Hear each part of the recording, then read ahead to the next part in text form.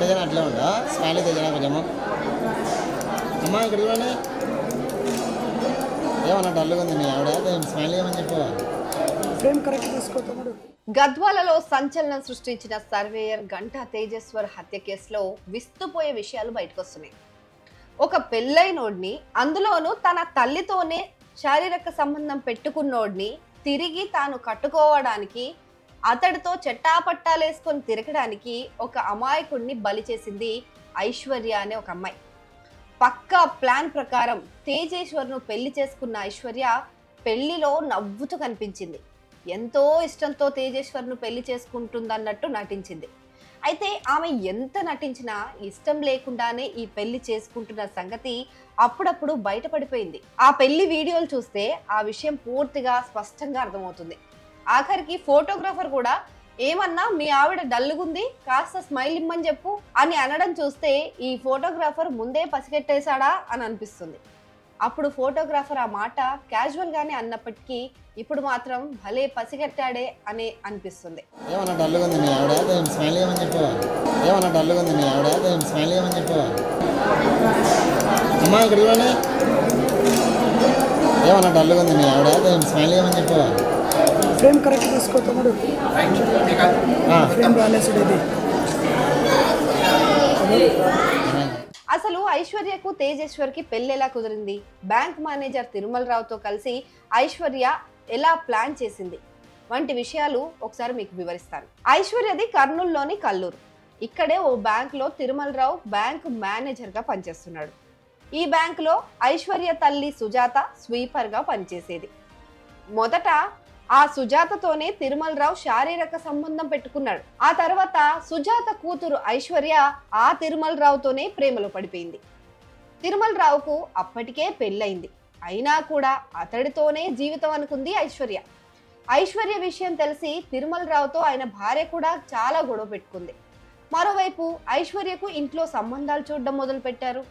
ఈ క్రమంలోనే తెలంగాణలోని గద్వాలకు చెందిన ప్రైవేట్ సర్వేయర్ తేజేశ్వర్కి ఐశ్వర్యను ఇచ్చి పెళ్లి చేయడానికి నిశ్చయించారు. ఫిబ్రవరి 13న పెళ్లి జరగాల్సి ఉంది. అయితే అప్పటికే తిరుమల రావుతో పీకల్లోతు ప్రేమలో మునిగిన ఐశ్వర్య ఇంట్లో గోల చేసి పెళ్లి క్యాన్సిల్ చేయించింది.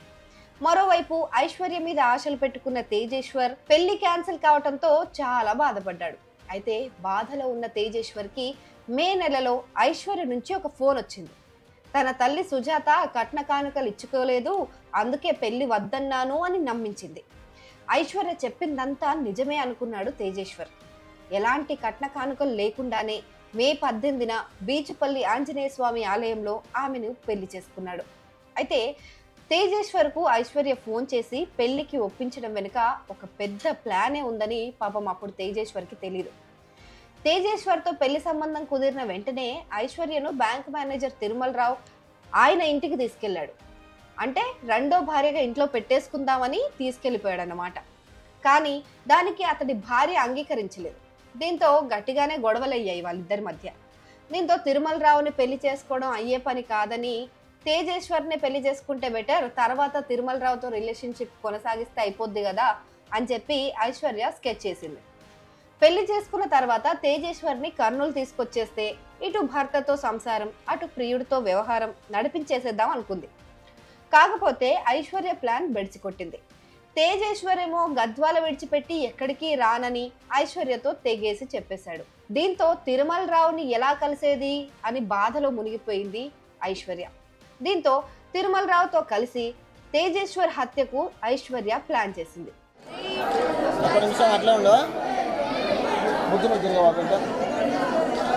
అమ్మా ఒకసారి తాల్పట్టు పట్టుకో, నువ్వు తాల్పట్టు బిర్రుగా ఉందా? అంత బిర్రుగా ఎందుకు వేసినావునా? బిర్రు పెడతావా? ఇట్లా 2 చేతులతో పడుకోమ్మా. Yes, okay. తేజేశ్వర్ను హత్య చేసేందుకు ఐశ్వర్య ఇటు తిరుమల రావులు కర్నూలుకు చెందిన ఒక సుపారీ గ్యాంగ్తో ఒప్పందం చేసుకున్నారు. ఆ గ్యాంగ్ తమ భూమి సర్వే చేయాల్సి ఉందని ఈ నెల 17న తేజేశ్వర్ దగ్గరికి వెళ్లారు నమ్మించి. వాళ్ళ మాటలు నమ్మిన తేజేశ్వర్ వారితో పాటే కారు ఎక్కాడు. కారులోనే కత్తులతో పొడిచి తేజేశ్వర్ను అతి కిరాతకంగా చంపేశారు. ఏపీలోని నంద్యాలకు దగ్గరలోని పాణ్యం అటవీ ప్రాంతానికి తీసుకెళ్లి రోడ్డు పక్కన మృతదేహాన్ని పడేశారు.